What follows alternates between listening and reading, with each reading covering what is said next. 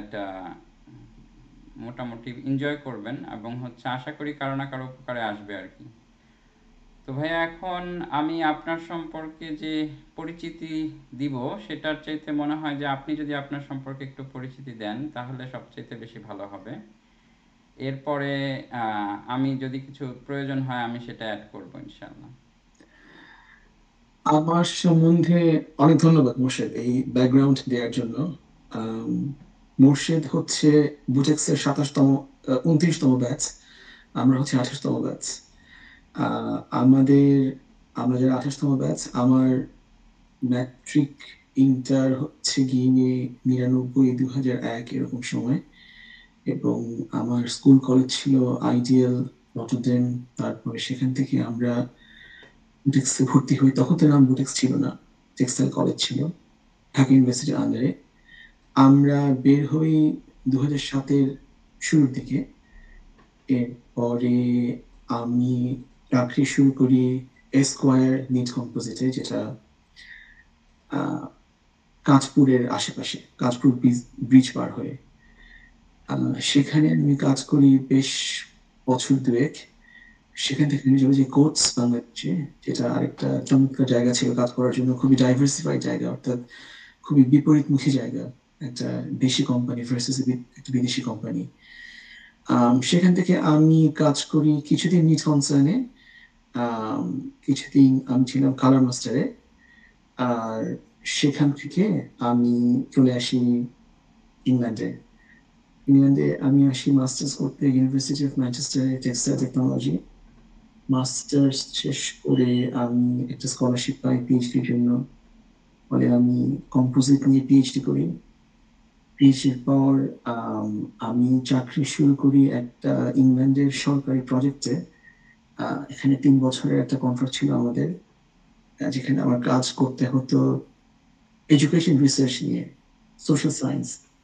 তখন ভাবলাম, যেহেতু এই ফিল্ডটা একটা ডিফারেন্ট ফিল্ড এবং চ্যালেঞ্জিং, তো সেই চ্যালেঞ্জটা নেওয়া যেতে পারে। কোয়ালিটেটিভ রিসার্চ করার জন্য একটা আকর্ষণ কাজ করলো।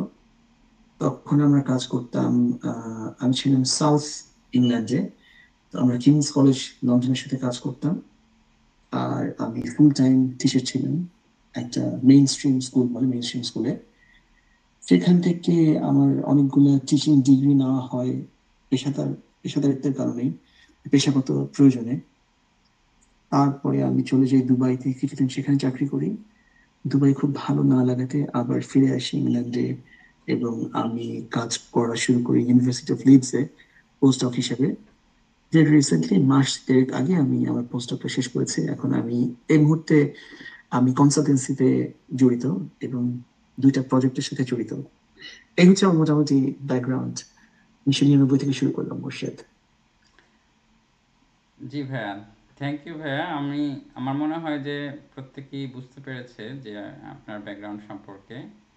তো আমরা আশা করি আপনার সম্পর্কে আরও অনেক, আপনাকে নিয়ে আরও অনেকগুলো সেশন করব ভবিষ্যতে। তো আস্তে আস্তে মানুষ আরও অনেক কিছু জানতে পারবে যেগুলো হয়তো এত অল্প সময়ে বলা সম্ভব হয়নি।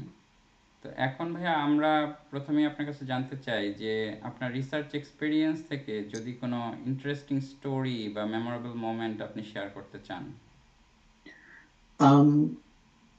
রিসার্চ এক্সপিরিয়েন্স থেকে আমার অনেক মেমোরেবল মোমেন্ট আছে। আহ, যেই মোমেন্ট গুলো আমার জন্য সবসময় মনে রাখি এবং সবসময় এটা আমাকে সাহায্য করে, এরকম একটা মোমেন্ট আমি বলতে পারি। সেটা হচ্ছে যখন আমি পিএইচডি করতাম। পিএইচডিতে আমার প্রথম বর্ষে আমার যে সুপারভাইজার ছিল, যে ঘটনাচক্রে মোর্শেদের সুপারভাইজার, তো উনি আমাকে আহ, কিছু গুরুত্বপূর্ণ জিনিস বলেছিলেন। এর মধ্যে একটা ছিল যে যখন আমি রিসার্চ করব, তখন আমার ফিল্ডে আমি একমাত্র পার্সন হব যে সবচেয়ে বেশি জানে, কারণ সেটা নিয়ে সবচেয়ে বেশি ঘাটাঘাটি আমি করি। তো আমার সমস্যা আমাকে সমাধান করতে হবে। আমরা যখন বাংলাদেশ থেকে আসি, আমাদের তো অনেক ধরনের ব্যারিয়ার্স থাকে। আহ, নতুন জায়গা, নতুন ভাষা, নতুন একটা সমাজ চারপাশ। প্রথমেই আপনার কাছে জানতে চাই এইটা যে আপনার খানিকটা রিসার্চ মনের মধ্যে বিষণ্ণতা তৈরি করে এবং খানিকটা একটা অপরিচিত পরিবেশে কাজ করার যে কনস্ট্রেইন্টস সেগুলা থাকে। তো এক্সপেরিয়েন্স আমার থাকে। রিসার্চের সময় এরকম প্রত্যেকেরই হয়। আমার হয়েছিল যে আমি একটা নির্দিষ্ট রিসার্চ ডিজাইন করেছিলাম এবং সেটা কাজ করেনি। না করার ফলে আমি খুবই বিরক্ত হয়ে আমার স্যাম্পলগুলো ফেলে দিয়েছিলাম। তখন আমার সুপারভাইজার আমাকে বলেছিল যে এটা একটা খুব বাজে ব্যাপার হলো, স্যাম্পল ফেলে দিতে হয় না, স্যাম্পল রেখে দিতে হয়। আর মন খারাপ বা বিরক্তির কোনো কারণ নাই, এটা পার্ট অফ লাইফ। তো ওনার কথাগুলো তখন আমার কাছে মনে হয়েছিল যে জাস্ট একটা piece of word, just piece of information. কিন্তু পরবর্তীতে আমি দেখলাম যখন সেই রিসার্চ ডিজাইনকে নিয়ে আমি একাধিক ট্রায়াল করলাম এবং ভাবলাম কেন এটা কাজ করছে না। আমার একটা কম্পোজিট বানানো দরকার ছিল যেখানে আমি ইউনিফর্ম থিকনেস পাবো। কেন আমার ন্যাচারাল ফাইবার কম্পোজিট আমাকে across the area uniform thickness দিচ্ছে না, কিন্তু অন্যরা গ্লাস বা কার্বন দিয়ে পাচ্ছে? এটা নিয়ে আমাকে ভাবতে হয়েছিল। তো তখন আমি ভেবেছিলাম, মানে তখন আমি ভেবে বের করেছিলাম যে টেম্পারেচার কি সমস্যা, টাইমিং এর কি সমস্যা, মোল্ড গুলো কিরকম হতে হবে, কেন একটা টপ প্লেট ইউজ করতে হবে। তো অনেকগুলো ট্রায়াল দেওয়ার পরে আমি খুব চমৎকার ফাইনাল প্রোডাক্ট পেয়েছিলাম যেখানে ইউনিফর্ম থিকনেস এবং বিষয়টা ছিল এরকম যে আমি ক্যালকুলেশন করে যে ফাইবার ভলিউম ফ্র্যাকশন পাচ্ছিলাম সেটা আমি সত্যিকার অর্থে পাচ্ছিলাম। তো এটা একটা মেমোরেবল মোমেন্ট যে আমার অনেক রাত কেটেছিল ল্যাবে এবং অনেকটা সময় ভাবতে হয়েছিল। একটা স্পেল অফ ফ্রাস্ট্রেশন ছিল, কিন্তু সেটা ওভারকাম করার পরে একটা কনফিডেন্স পাওয়া গেল যে আহ, লেগে থাকলে কাজগুলো হয় এবং ভাবলে অনেক পরিশ্রম করলে অনেকগুলো ট্রায়াল দিলে একসময় সাফল্য পাওয়া যায়। এটা একটা মেমোরেবল মোমেন্ট। আমার কারো সময় আছে তাহলে আমি আরেকটা হ্যাঁ, হ্যাঁ, মেমোরেবল মোমেন্ট অবশ্যই বলতে ভাইয়া। পারি। আরেকটা মেমোরেবল মোমেন্ট ছিল যখন আমি এডুকেশন রিসার্চ করা শুরু করলাম। কোয়ান্টিটেটিভ রিসার্চ সহজ। আমি একটা জিনিস, একটা কাজ করি, সেটা আমি ল্যাবে এক্সপেরিমেন্ট করি। আমি খুব ব্ল্যাক অ্যান্ড হোয়াইট ডেটা পেয়ে যাই, সেখান থেকে বুঝতে পারি এটা ঠিক নাকি ভুল। কিন্তু কোয়ালিটেটিভ রিসার্চের বিষয়টা হচ্ছে যে আমাকে অ্যাসেস করতে হচ্ছে যে কাস্টমার স্যাটিসফ্যাকশন, আমার ক্ষেত্রে আমার ছাত্রদের স্যাটিসফ্যাকশন। তো এখানে অনেক ভ্যারিয়েবল থাকে। কোয়ান্টিটেটিভ রিসার্চে ভ্যারিয়েবল কম থাকে, কিন্তু কোয়ালিটেটিভ রিসার্চে অনেক ভ্যারিয়েবল থাকে। এই ছাত্রটা কেমন, ওর ব্যাকগ্রাউন্ড কি, অনেকগুলো ভ্যারিয়েবল, আমি বিস্তারিত না যাই। সেখানেও আমার একই ধরনের একটা অভিজ্ঞতা হয়েছিল যে আমি বুঝতে পারছিলাম না আমার, আমি কাজ করতাম আফটার স্কুল ইন্টারভেনশন। একটা ছাত্র যখন কোনো একটা পার্টিকুলার বিষয়ে কম পারে কিংবা খুব ভালো পারে, তাকে আমরা কিভাবে ওই দুর্বলতাগুলোকে কাটিয়ে ওঠা যায় অথবা কিভাবে তার সফলতাগুলোকে আরো বেশি ব্যবহার করা যায়। তো এটার জন্য যে আমরা একটা প্রোগ্রাম ডিজাইন করেছিলাম আমি, এই প্রোগ্রামটা কাজ যে করছে এটা আমার এভিডেন্স দরকার ছিল। এটাকে বলা হয় এভিডেন্স বেসড প্র্যাকটিস। তো এটার জন্য আমি ইনিশিয়ালি স্ট্রাগল করেছিলাম, কিন্তু সেক্ষেত্রে একই ফর্মুলা কাজ করেছে যে আমি অনেকগুলো ট্রায়াল করার পরে আমি দেখেছিলাম যেটা কাজ করছে। সো রেজিলিয়েন্স আমার খুব ভালো একটা শিক্ষা এবং মেমোরেবল মোমেন্ট। আর এটাই বলা যায় আপাতত।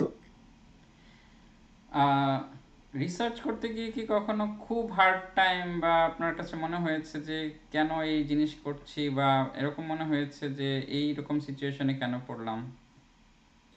রিসার্চারদের ক্ষেত্রে আমার যখন, আমি যখন থার্ড ইয়ারে, তখন আমি মোটামুটি একজন এক্সপিরিয়েন্স রিসার্চার। আমি যখন ফার্স্ট ইয়ার বা সেকেন্ড ইয়ারে, তখন আমার যে কন্টেম্পোরারি মানুষজন যারা সাদা ইংলিশ, যারা এখানকার মানুষ, তাদের কিছু অ্যাডভান্টেজ ছিল। তারা ইউনিভার্সিটির প্রোটোকলস, ইউনিভার্সিটির যে ফ্লো, একটা প্রত্যেকটা প্রতিষ্ঠানে তো একটা একটা ভাইব থাকে, একটা একটা ল্যাঙ্গুয়েজ থাকে, যেটা ওরা খুব ভালো জানে। এটা অ্যাডভান্টেজ ছিল।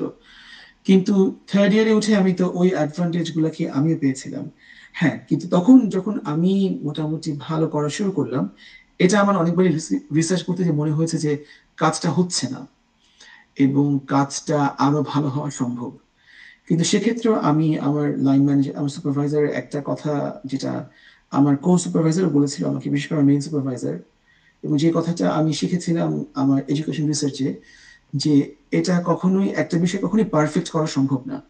এবং এটা খুব সত্যি কথা যে রিসার্চে আহ আমার কাজ শেষ, এই ব্যাপারটা হয় না। কাজ শেষ হয় না, কিন্তু কাজটাকে শেষ করতে হয়। তো কোন পয়েন্টে এসে কাজটাকে শেষ করবো এই বিষয়ে সম্যক ধারণা first year, second year PhD স্টুডেন্টের কম থাকে। তখন একটা গাইডেন্স প্রয়োজন পড়ে। তো এই ফ্রাস্ট্রেশন গুলো থাকে। থার্ড ইয়ারে এসে হঠাৎ করে মনে হতো চমৎকার কাজ হচ্ছে, ঠিক এক সপ্তাহ পরে মনে হতো যে কিছুই কাজ হয়নি। হঠাৎ করে মনে হতো আমি খুব ভালো কাজ করেছি, সবাই আমাকে বাহবা দিবে। মাঝে মধ্যে মনে হতো যে ৩ বছর ধরে এই করলাম, আর অনেক কিছু করতে পারতাম। তো এই ধরনের মিক্সড ফিলিং সবসময় কাজ করে। কিন্তু এন্ড অফ দ্য ডে এটা হয়তো খুব গুরুত্বপূর্ণ সব পিএইচডি ছাত্রদের জন্য যে end of the day PhD হচ্ছে গিয়ে খুব বড় কোনো কিছু আবিষ্কার করার একটা জার্নি না। এই পথ চলাটা হচ্ছে যে আমি গবেষণা করতে পারি এটার প্রমাণ। আমি ঠিকভাবে চিন্তা করতে পারি, ঠিকভাবে এভিডেন্স কালেক্ট করতে পারি এবং ঠিকভাবে আমি সেটাকে প্রেজেন্ট করতে পারি। এটার প্রমাণই হচ্ছে পিএইচডি। সুতরাং পিএইচডি দিনের শেষে একটা ৩ বছরের প্রজেক্ট যেখানে আমাদের একটা ৩০০ পৃষ্ঠার বই থাকবে, ৩ টা চ্যাপ্টার থাকবে, কোন চ্যাপ্টারে কি লিখবো সেটা ঠিক করা থাকবে, সেভাবে কাজ করব। তো মেথডিক্যাল ওয়েতে ভাবা এটাই হচ্ছে PhD research outcome, success criteria. Success criteria এটা না যে আমি বড় একটা কিছু আবিষ্কার করে ফেলবো। এটা বুঝতে সময় লাগে। মানে এটাকে ইন্টারনালাইজ করতে। চমৎকার। বিশেষ করে আর্লি রিসার্চার যারা, তাদের জন্য এটা খুব কাজে লাগবে। আমি ভাইয়া খুব আপনার কাছ থেকে জানতে আগ্রহী। আপনি বললেন যে আপনি হাই স্কুল টিচিংয়ের সাথে এখানে ইনভলভ হয়েছিলেন সামহাও। সো ইউকেতে আপনার এই হাই স্কুল টিচিংয়ের এক্সপিরিয়েন্স সম্পর্কে কি আরেকটু ডিটেলস বলবেন? কিভাবে স্টার্ট করলেন, কি করলেন, কেনই বা করলেন, এবং কি পেলেন? আম আম পিএইচডির পরপর যখন আমরা চাকরি খুঁজছিলাম, আমি যখন চাকরি খুঁজছিলাম, তখন একটা ডিপার্টমেন্ট অফ এডুকেশন হচ্ছে ইংল্যান্ডের শিক্ষা অধিদপ্তর। ওদের একটা বিজ্ঞাপন ছিল। তারা চাচ্ছে রিসার্চার্স ইন স্কুলস, তারা চাচ্ছে পিএইচডি গ্র্যাজুয়েটদেরকে এডুকেশন রিসার্চে এবং stem science and technology and engineering and maths এই সাবজেক্টগুলোতে ওদের দরকার ছিল রিসার্চার্স। সাধারণত ইংল্যান্ডের সেকেন্ডারি এডুকেশন, যেটাকে আমরা বলি ক্লাস 7 থেকে ক্লাস 13, অর্থাৎ ক্লাস 7 থেকে 11 হচ্ছে কি ম্যাট্রিক বাংলাদেশের হিসাবে, এসএসসি, এবং 12 এবং 13 হচ্ছে কি এইচএসসি। তো নর্মালি হাই স্কুলগুলোতে এই কয়েকটা শিক্ষাবর্ষ থাকে, ক্লাস 7 থেকে ইয়ার 7 বা ইয়ার 7 থেকে ইয়ার 13। তো ওই বিজ্ঞাপনে ছিল যে তারা চাচ্ছিল সমাজের ডিসঅ্যাডভান্টেজিয়াস সেগমেন্টকে রিসার্চ ইনফর্মড করতে, এবং এটার জন্য ওরা পিএইচডি গ্র্যাজুয়েট চায়। নর্মালি হাই স্কুলগুলো আমার ক্রাইটেরিয়া, আমার ব্যাকগ্রাউন্ড ম্যাচ অ্যাডভান্টেজিয়াস, ফলে আমি অ্যাপ্লাই করেছিলাম। অনেকগুলো স্টেপ ছিল, ইন্টারভিউয়ের অনেকগুলো প্রসেস ছিল। তো আলটিমেটলি এটা হয়। এটা হওয়ার পর তখন আমি জানতাম না কাজটা কতটুকু interesting, but it appear to be very interesting. যেরকম ছিল বিজ্ঞাপনটা, কাজটা করতে যেয়ে দেখলাম কাজটার যে মেইন থিম, এই থিমটা আমাকে খুব আকৃষ্ট করেছিল। অর্থাৎ সরকারের লক্ষ্য ছিল, সরকারের একটা সমস্যা চিহ্নিত করেছিল যে ইংল্যান্ডের সেকেন্ডারি এডুকেশন যারা নিচ্ছে, ইংলিশ, ইংল্যান্ডের ইংলিশ না, ঠিক ইংল্যান্ডের ছেলেমেয়েরা, এদের মধ্যে খুব কম সংখ্যক ছেলে মেয়ে ইউনিভার্সিটিতে এনরোলড হচ্ছে, বিশেষ করে যারা ডিসঅ্যাডভান্টেজিয়াস সেগমেন্ট থেকে আসা। তো সমাজের ডিসঅ্যাডভান্টেজিয়াস সেগমেন্ট কারা, এটার একটা সুনির্দিষ্ট সংজ্ঞা ওরা দিয়ে দিয়েছিল। আমি সেই বিস্তারিত সংজ্ঞায় না গেলাম। কিছুটা সংজ্ঞা আছে, বাবা মায়ের আয়, বাচ্চাটার বাচ্চাটা কোন এলাকায় থাকে, বাবা মার শিক্ষাগত যোগ্যতা কি, এরকম 4-5টা ক্রাইটেরিয়া ছিল, সেট ক্রাইটেরিয়া। তো আমাদের লক্ষ্য ছিল রিসার্চ ইনফর্মড ছাত্র তৈরি করা। ডিপার্টমেন্ট অফ এডুকেশনের আরেকটা চিহ্নিত সমস্যা ছিল যে ইউনিভার্সিটি লেভেলে যে রিসার্চ হয়, এই রিসার্চে ইংল্যান্ডের নেটিভ ছেলেমেয়েদের অংশগ্রহণ অনেক কম কম্পেয়ার টু বাইরে থেকে আসা ছেলেমেয়ে। তো ইংল্যান্ডের যেসব ছেলেমেয়েরা ইংল্যান্ডের স্কুল কলেজ থেকে পড়াশোনা করে ইউনিভার্সিটিতে ঢুকছে, তারা অনেক ক্ষেত্রেই গবেষণার দিকে যাচ্ছে না। এই হারটা অনেক কম। তো সরকারের উদ্দেশ্য ছিল এই হারটাকে বাড়ানো। তো আমাদের কাজ ছিল এখানে, প্রত্যেকের কাজগুলো আলাদা। আমাদের পুরো দেশ থেকে আমাদের কোহোর্টে ছিল অ্যারাউন্ড 45 জন। তো এই 45 জন দেশের বিভিন্ন প্রান্তে কাজ করতো। অনেকগুলা, মানে একটা রিসার্চ প্রজেক্ট, অনেকগুলো স্কুল কলেজ ভলান্টিয়ার করেছিল যে আমরাও আসতে চাই এই স্কিমে, আমরা মানে এই থিমের সঙ্গে আমরা একমত, আমরা পার্টিসিপেট করতে চাই স্কুলগুলো ভলান্টারিলি। তো তখন আমরা বিভিন্ন স্কুলে কাজ করা শুরু করছিলাম। আমি কাজ করছিলাম ফুল টাইম ম্যাথস টিচার, অনেকে সায়েন্স টিচার ছিল, অনেকে ফিলোসফি টিচার ছিল, অনেকে সাইকোলজি টিচার ছিল। তো আমরা ছিলাম সেম সাবজেক্টে। তো এটা মূলত আমার কাজ ছিল। আর আমাদের কাজটা আমরা করেছিলাম কিভাবে সেটা আমি খুব সংক্ষেপে বলতে পারি। আরেকটা চিহ্নিত সমস্যা ছিল যে ইউনিভার্সিটি লেভেলে যে রিসার্চ হয় ইংল্যান্ডে ইউনিভার্সিটিতে, সেই রিসার্চটার জন্য যে শিক্ষা স্কিল দরকার, কারিকুলাম যেরকম হওয়া দরকার সায়েন্স এবং ম্যাথস, আমাদের ইংল্যান্ডের কারিকুলাম সেরকম না, অনেকটা পিছিয়ে আছে। ফলে ইংল্যান্ডের কারিকুলাম সায়েন্স এবং ম্যাথসের ক্ষেত্রে খুবই গতানুগতিক, যেটা একটা ছেলেকে রিসার্চ ইনফর্ম হতে সাহায্য করে না। ফলে গ্লোবাল র্যাঙ্কিং এ ইংল্যান্ডের secondary education mediocre compare to Singapore, Finland, Norway, এই দেশগুলো। তো আমাদের লক্ষ্য ছিল এই গ্যাপটাকে ব্রিজ করা, এই গ্যাপটাকে কমিয়ে আনা। তো তখন আমার কাজ ছিল এবং আমাদের কাজ ছিল যে আমাদের পিএইচডি প্রজেক্টকে আমরা কনসাইজ করে একটা ছোট্ট বুকলেট বানিয়েছিলাম।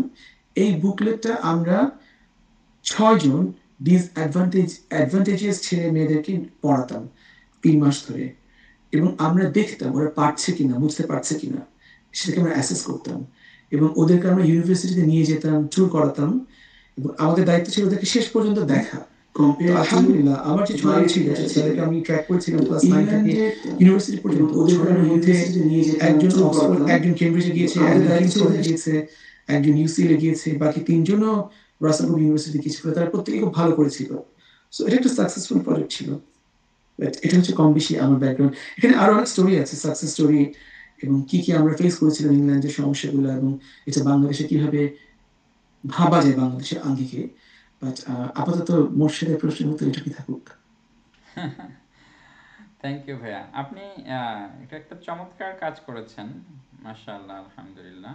এখন এই যে আপনি এদের ইউকের যে হাই স্কুল টিচিংয়ের আহ, ভেতরে এত ঢুকলেন, অ্যানালাইসিস করলেন, এটার পরে আপনার কি কখনো মনে হয়েছে যে বাংলাদেশের সাথে কম্পেয়ার যদি করেন, তো কিভাবে আপনি কম্পেয়ার করবেন আমাদের দেশের স্টুডেন্টদের সাথে? আপনি যদি এখানকার হাই স্কুল টিচিংয়ের টিচিং টিচিং মেথড বা টিচিং স্টুডেন্টদের এক্সপিরিয়েন্স, এগুলোকে আপনি কিভাবে কম্পেয়ার করবেন?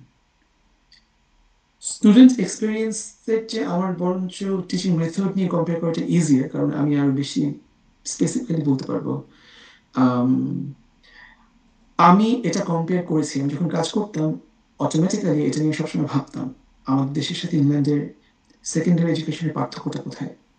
তো আমি যদি আমার আরো ভালো এক্সাম্পল দিই, আমার স্কুল আইডিয়াল স্কুল, ভালো একটা স্কুল ছিল আমাদের সময়, এখনো ভালো।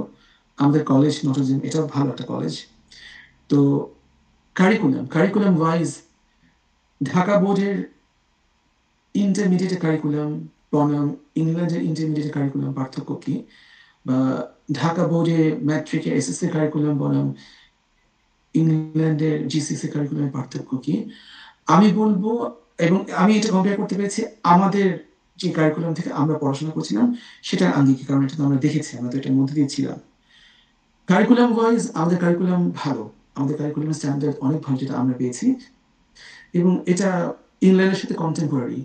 কিছু টুকটাক বিষয় বাদ দিলে আমরা প্রায় একই, মানে ম্যাট্রিক পর্যন্ত আমরা প্রায় একই পরিমাণ ম্যাথস শিখেছিলাম, বরঞ্চ আমাদের ম্যাথমেটিক্যাল নলেজ একটু বেশি ছিল, আমাদের সায়েন্স নলেজও বেশ ভালো ছিল। আম, আমাদের ইংলিশ ভালো ছিল না, ডেফিনেটলি এখানকার ইংলিশ ভালো। তো এখানকার ইংলিশ এবং বাংলা, মানে এখানকার ইংলিশ যদি আমি বাংলার সাথে কম্পেয়ার করি, আমি বলবো যে ওদের ইংলিশ কারিকুলামটা খুব রিচ ম্যাট্রিকে, জিসিসি লেভেলে আমাদের বাংলার তুলনায়। ফলে আমাদের বাংলা মানে ভাষাগত দক্ষতা আমাদের অনেক কম। পড়াশোনার মাধ্যমে ভাষাগত দক্ষতা অর্জনের যে প্রক্রিয়াটা, এখানে আমাদের অনেক পিছিয়ে আছে আমরা কম্পেয়ার টু ইংল্যান্ড। আমি আরো বলতে পারি কোন কোন ক্ষেত্রে। সায়েন্স এবং ম্যাথসের ক্ষেত্রে আমি বলবো যে আমাদের কারিকুলামটা খুব আপডেটেড। যখন আমরা কলেজ শুরু করলাম, আমাদের কলেজের সাথে ইংল্যান্ডের এ লেভেলস এর পার্থক্য হচ্ছে যে ইংল্যান্ডের এ লেভেলস একটু খানিকটা হচ্ছে গিয়ে রিল্যাক্সড কিন্তু ইন ডেপথ।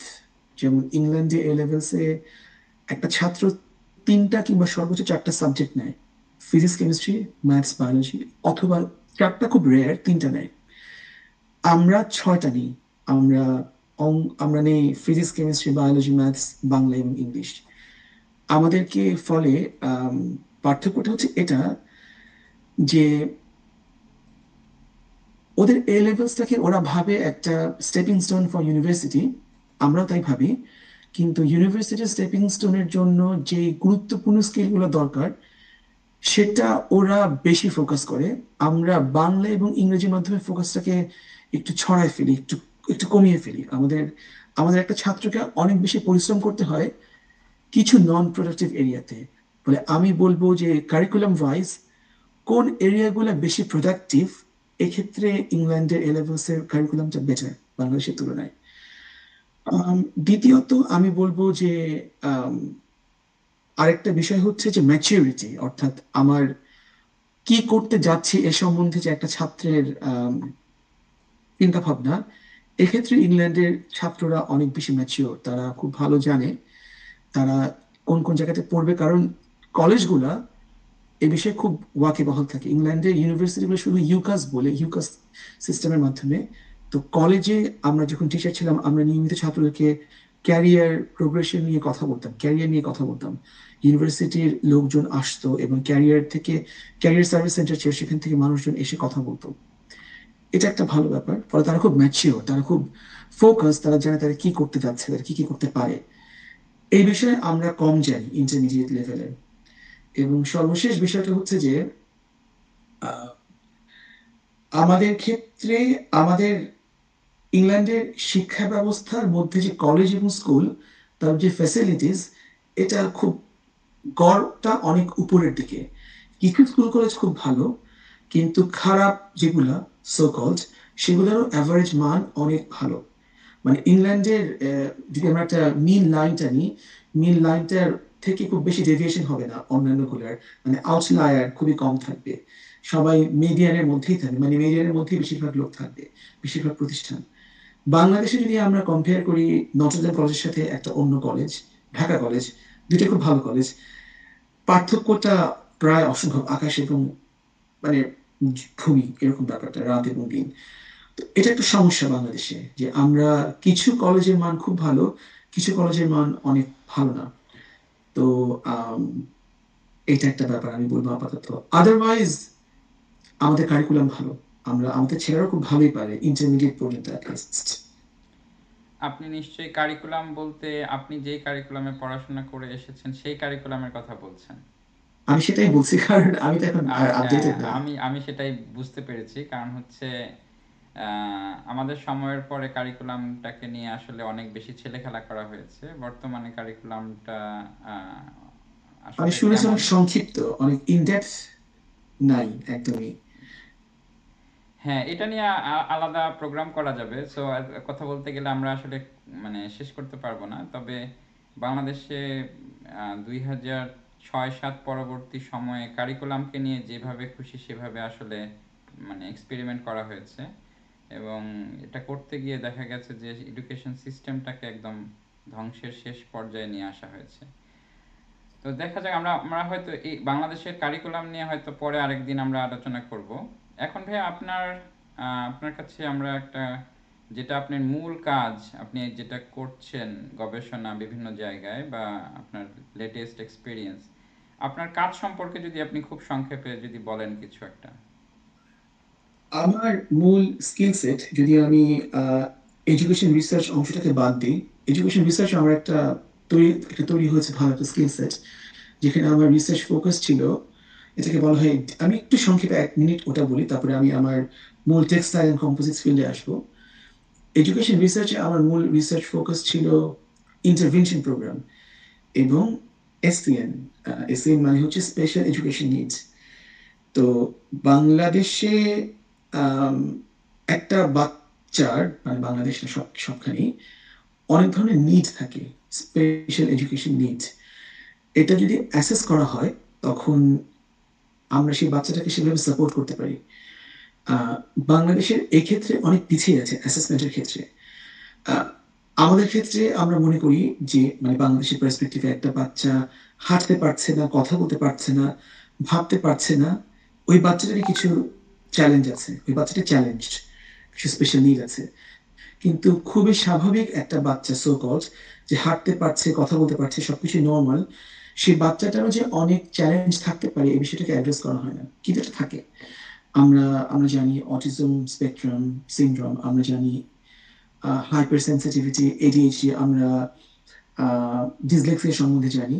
তো এই বিষয়গুলো অনেক ক্ষেত্রে সাচেল থাকে, এই বিষয়গুলো নিয়ে কাজ বাংলাদেশে হয় না, এনিওয়ে এখানে হয়। তো আমার দায়িত্ব ছিল যে যেসব বাচ্চারা কম পড়াশোনা পারে, আমি একটু মানে সিম্পলিফাইড টার্মসে বলছি, তাদের জন্য আমরা কিভাবে ইন্টারভিন করতে পারি, তাদেরকে আমরা কি বাড়তি ইন্টারভেনশন প্রোগ্রাম আধা ঘন্টার আফটার স্কুল দিতে পারি, যেটা তাদেরকে হেল্প করবে একাডেমিক রিগেইনের জন্য এবং কনফিডেন্স রিগেইনের জন্য। একই সাথে আমার আরেকটা রিসার্চ ফোকাস ছিল, এটাকে বলা হয় মোস্ট এবল প্রোগ্রাম। এটা খুব একটা ব্যাপার যেটা বাংলাদেশে নাই। বাংলাদেশে ম্যাথস অলিম্পিয়াড আছে, কিন্তু খুব সীমিত ক্ষেত্রে।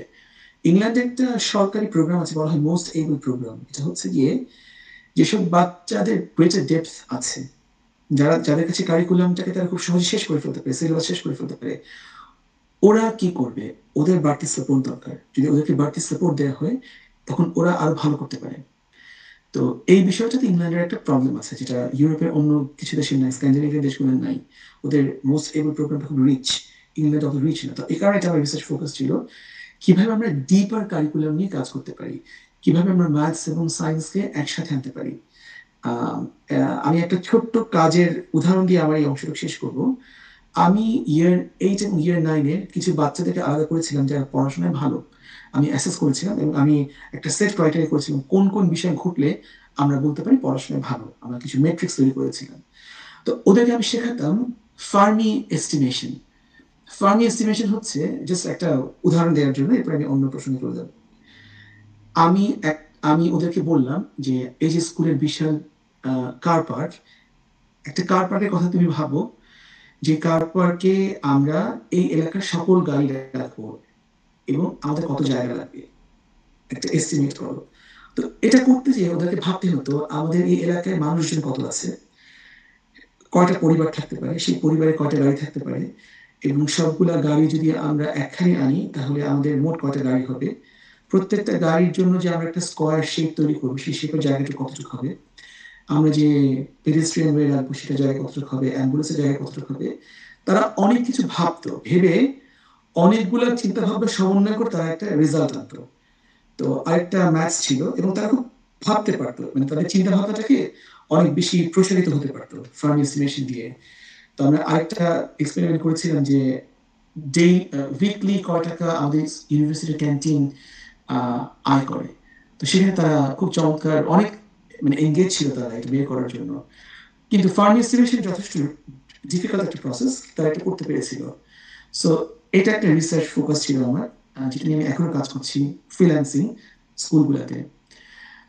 আমার কাজের আরেকটা ধারা হচ্ছে আমার কম্পোজিটস। তো আমার যে মোস্ট রিসেন্ট প্রজেক্ট, সেখানে আমার কাজ ছিল উইন্ড টারবাইন ব্লেড নিয়ে। তো নর্মালি যেটা আমরা জানি যে উইন্ড টারবাইন ব্লেডগুলো তৈরি হয় মূলত 90% গ্লাস কম্পোজিটস দিয়ে, এবং উইন্ড টারবাইন ব্লেড এখন মনে হয় অ্যারাউন্ড 30% ইংল্যান্ডের টোটাল বিদ্যুৎ আসছে এবং আরো বেশি আসবে। এটা উইন্ড টারবাইন ব্লেড সবচেয়ে বুমিং সেক্টর রিনিউয়েবল এনার্জির জন্য ইংল্যান্ড এবং ইউরোপে।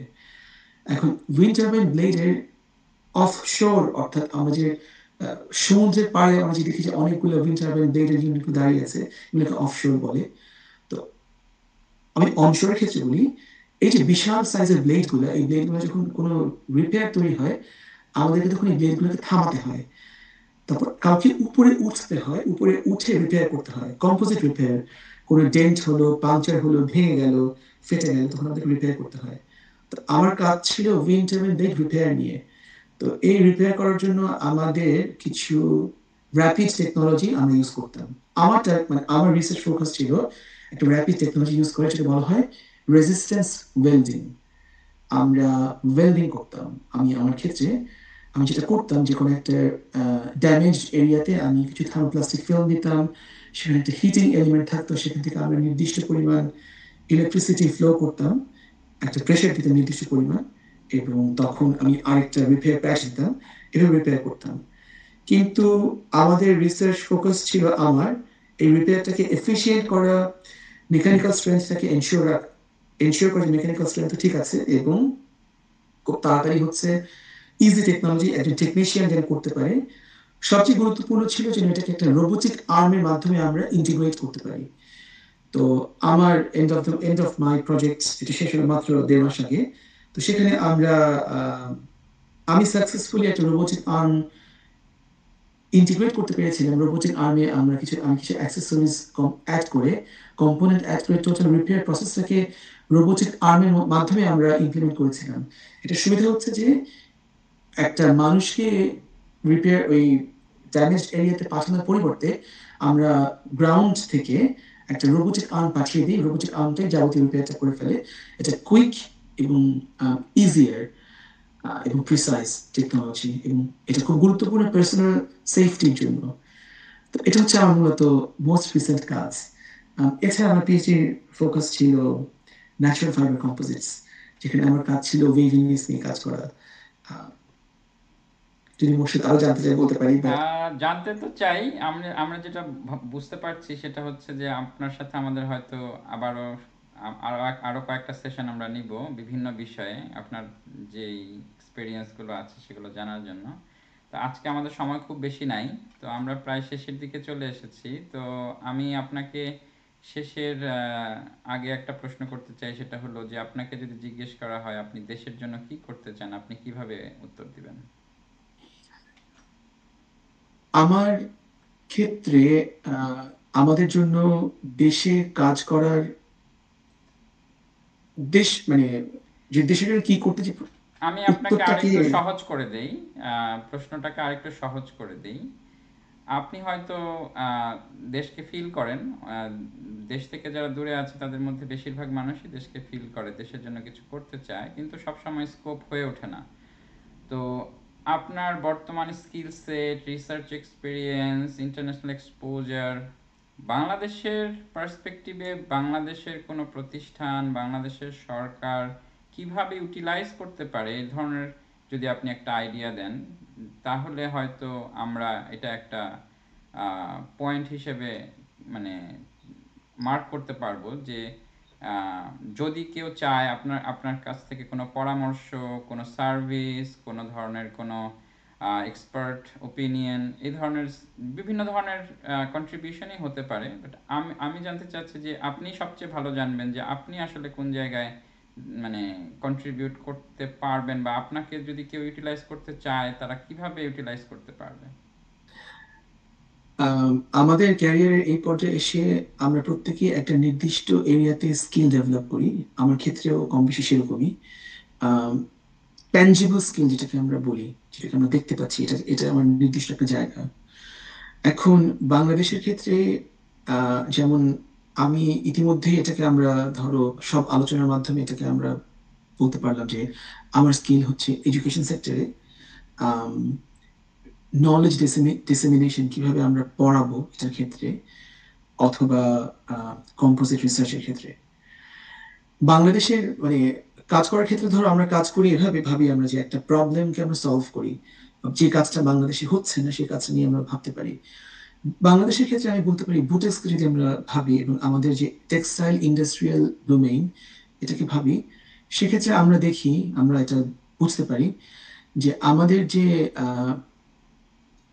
ম্যানুফ্যাকচারিং মেথড, এটা যে রিসার্চ এন্ড ইনোভেশন, সেখানে অনেক কিছু আমরা করতে পারি যেটা করা হয় না।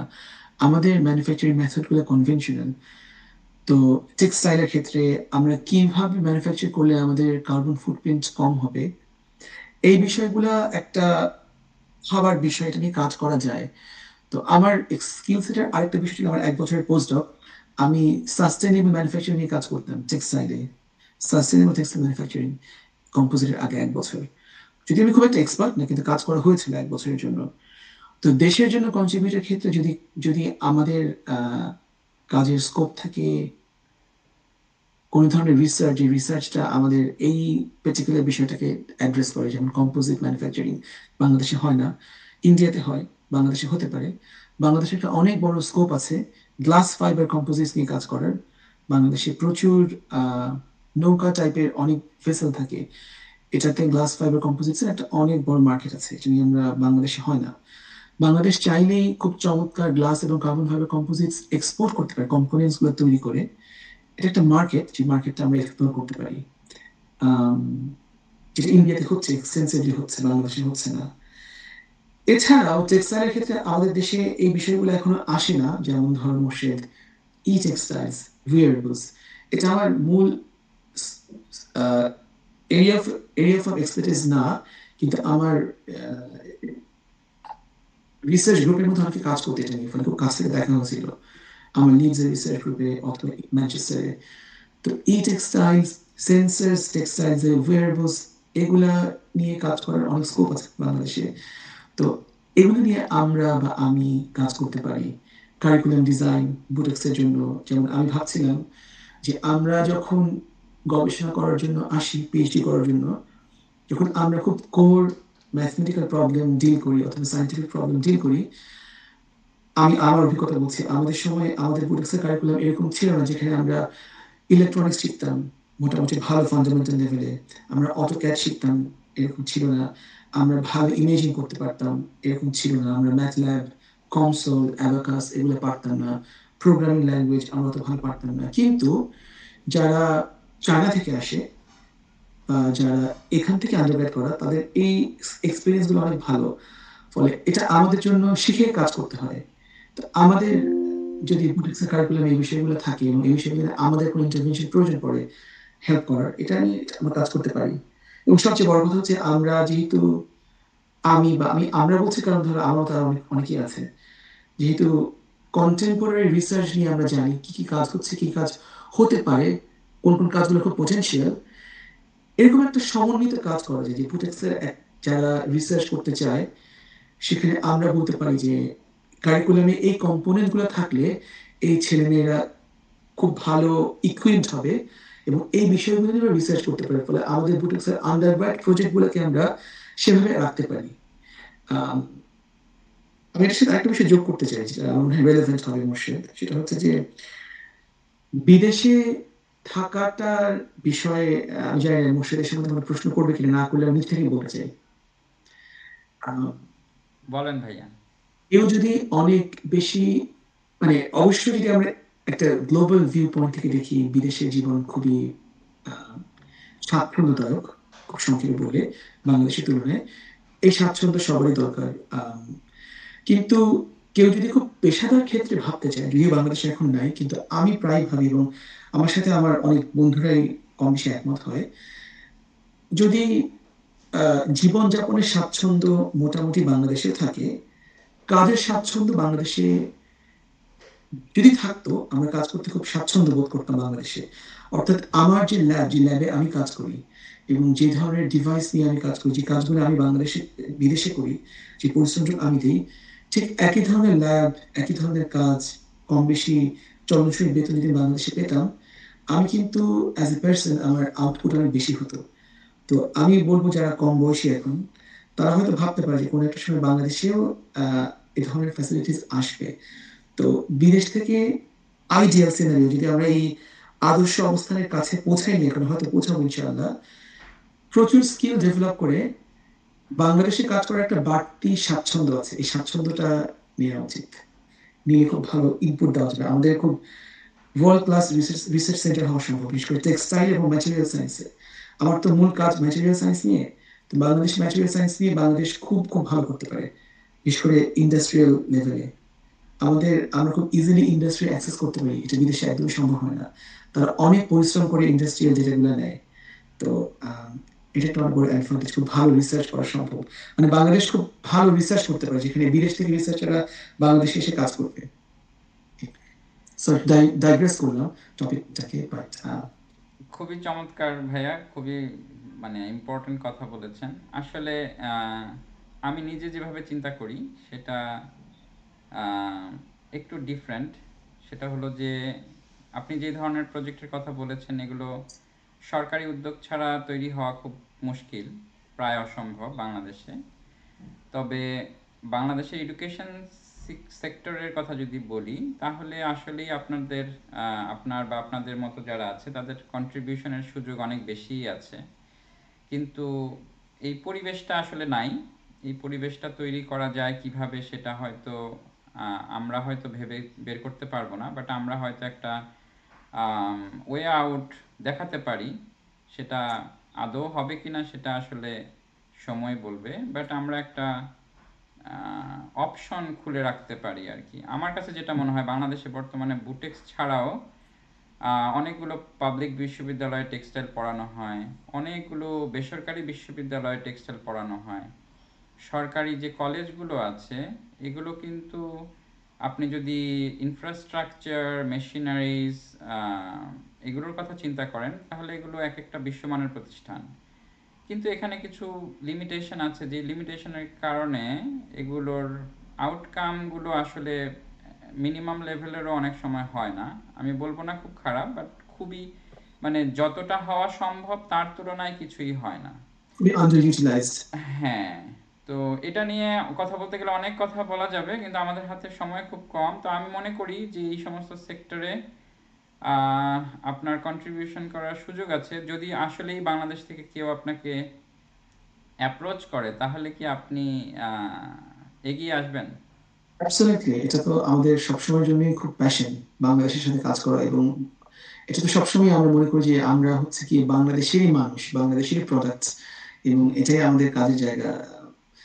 সুতরাং ডেফিনেটলি যদি বাংলাদেশ থেকে কোনো স্কোপ আসে, আমি তথা আমার মতো যারা আশেপাশে আছে তারা প্রত্যেকেই খুব আগ্রহী হবে কাজ করার জন্য। এবং যদি কাজের খুব ভালো একটা আউটকাম চোখে দেখা যায়, যে আমরা জানি কাজটা খুব চমৎকার এবং কাজটা একটা কগনিটিভ চ্যালেঞ্জ আছে, মানে সবসময় উপভোগ্য, তখন কিন্তু আমি বা আমরা খুব একটা ভাবি না বা ভাববো না যে এই কাজ থেকে আমি কত টাকা পাচ্ছি। ফিনান্সিয়াল বিষয়টা তখন গৌণ হয়ে দাঁড়ায় অনেক ক্ষেত্রেই। তো কাজ করাটা সবসময় আনন্দদায়ক, বাংলাদেশের সাথে কাজ করার, বাংলাদেশের জন্য কাজ করার। আমরা কাজ তো করি অনেক ক্ষেত্রে, অনেক অন্যান্য মাইক্রো লেভেলে, কিন্তু সত্যিকার অর্থে প্রাতিষ্ঠানিকভাবে কাজ করার স্কোপ থাকাটা এটা একটা ইটস নাইস থিং যদি হয়। হয় না সাধারণত। এই প্রসঙ্গে আরেকটা জিনিস মুর্শিদ আমি এক লাইনে অ্যাড করে দিই, সেটা হচ্ছে যেটা আমি প্রায় ভাবি, যে কিছু মানুষ থাকে তারা অসম্ভব প্রতিভাবান, তারা খুবই আহ, কাজ করতে অনেক বেশি আগ্রহী, এবং তারা অনেক বেশি বাধা অতিক্রম করার সক্ষমতা রাখে। সেসব মানুষরা কিন্তু খুব বেশি না। কিন্তু বেশিরভাগ মানুষ হচ্ছে সাধারণ মানুষ আমাদের মতো, যারা স্বাচ্ছন্দ্যকে উপেক্ষা করতে পারে না, এবং তারা মাঝারি মানের প্রতিভাবান, তারা মাঝারি মানের দক্ষ, তারাই কিন্তু বেশিরভাগ মানুষ সমাজের। তো অতি দক্ষ, অতি প্রতিভাবান মানুষদেরকে আমি যদি আলাদা রাখি, তারা তো খুব ভালো আউটকাম দিবেই। আমরা যারা সাধারণ ওয়ার্কফোর্স, আমাদের কাজে লাগানোটা খুব গুরুত্বপূর্ণ। আমি মনে করি ইউরোপ অথবা ইংল্যান্ডের সাথে বাংলাদেশ, ইন্ডিয়া, পাকিস্তান, বাংলাদেশের একটা বড় পার্থক্য হচ্ছে সাধারণ যারা ওয়ার্কফোর্স তাদেরকে খুব বেশি একটা কাজে লাগানো হয় না, যারা সাধারণ মাপের দক্ষ। তো ফলে আমাদের কাজ করার অনেক স্কোপ আছে যদি এরকম আশা করা হয় যে আমি সকল স্বাচ্ছন্দ্য, আমি বা আমাদের এই গ্রুপ যারা ইংল্যান্ডে থাকে, অস্ট্রেলিয়া, আমেরিকা থাকে, সবকিছু ফেলে দিয়ে বাংলাদেশে আসবে এবং কাজ করবে, এটা খানিকটা অবাস্তব। কিন্তু স্কোপ তৈরি হলে আমরা যারা খুব সাধারণ মাপের মানুষ, তারা অনেক কিছু করতে পারি। এই এই এই স্কোপ গুলোকে কাজে লাগানো দরকার, যেটা ইউরোপে লাগানো হয়। এটা নিয়ে আমরা আরেকটা পডকাস্ট করতে পারি, কিভাবে করা হয় অবশ্যই, এটা নিয়ে, অবশ্যই ভাইয়া। আজকে মানে আমাদের সোশ্যাল সময় একদম ফ্যাব্রিক শেষ। যেটা। আমাদের আর মাত্র 1 মিনিট সময় আছে। তো আমরা আচ্ছা, চেয়েছিলাম 1 ঘন্টার মধ্যে প্রোগ্রামটা শেষ করতে। আমি আপনার কাছ থেকে খুব বেশি সময় এক্সট্রা নিব না। তবে আপনি ভাইয়া যেটা বলেছেন আমিও এই চিন্তাটাই করেছি, এবং এই জন্যই আমি আসলে অনেক ব্যস্ততার মধ্যেও এই প্রোগ্রামগুলোর প্ল্যানিং করেছিলাম গত বছর জানুয়ারিতে, কিন্তু করতে করতে 1 বছরেরও বেশি সময় চলে গেছে। বাট আমি অনেক ব্যস্ততার মধ্যেও খুব ফাইট করেই প্রোগ্রামটা অ্যারেঞ্জ করেছি, আপনাকে বললাম যে হ্যাঁ করব যেভাবেই হোক। তো আশা করি যে এর মাধ্যমে আমরা কিছুটা হলেও মানুষকে একটা কিছু দেখাতে পারবো, যেটা থেকে মানুষ ব্যবহার করবে কিনা সেটা তো আসলে সব কিছুই অনেক কিছুর উপরে ডিপেন্ড করে। সো আপনাকে ভাইয়া অসংখ্য ধন্যবাদ। আমি আশা করি আপনার সাথে আরও অনেকগুলো সেশন আমরা করব, কারণ হচ্ছে আসলে 1 ঘন্টার সময় খুবই কম সময়। তো আজকে আপনাকে ভাইয়া অসংখ্য ধন্যবাদ, এবং আমরা আশা করি কিছু টেকনিক্যাল জটিলতার কারণে হয়তো প্রোগ্রামটা লাইভ হয়েছে কিন্তু সেটা সবাই দেখতে পাচ্ছে না। তো আমরা এটা লাইভ শেষ হওয়ার পরে এটা পাবলিক করে দেওয়ার চেষ্টা করছি। তো তখন হয়তো মানুষ দেখলে আমরা তখন যদি কমেন্ট পাই তখন আমরা সেগুলোকে নিয়ে আবার একটা প্রোগ্রাম করবো ইনশাআল্লাহ। মোর্শেদ, তোমাকে অনেক ধন্যবাদ আমাকে কথা বলার সুযোগ করে দেওয়ার জন্য। আর আশা করি তোমার যে উদ্যোগ সেটা খুব ভালোভাবে সফল হবে ইনশাআল্লাহ, এবং অবশ্যই আরো অনেক বেশি বেশি দক্ষ মানুষ থাকবে যারা কাজ করবে, কাজ করে। তো তাদের মাধ্যমে অনেক ভালো ইনফরমেশন ইনশাআল্লাহ একটা রেপোজিটরি তৈরি হবে ইনশাআল্লাহ, যেটা দীর্ঘমেয়াদে অনেক ভালো হবে বাংলাদেশের জন্য ইনশাআল্লাহ, রিসার্চারদের জন্য। ইনশাআল্লাহ। ঠিক আছে ভাইয়া, থ্যাংক ইউ ভেরি মাচ। আবার দেখা হবে ইনশাআল্লাহ। আসসালামু আচ্ছা, আলাইকুম। মোর্শেদ, ভালো থেকো। ওয়ালাইকুম আসসালাম ওয়া রাহমাতুল্লাহ।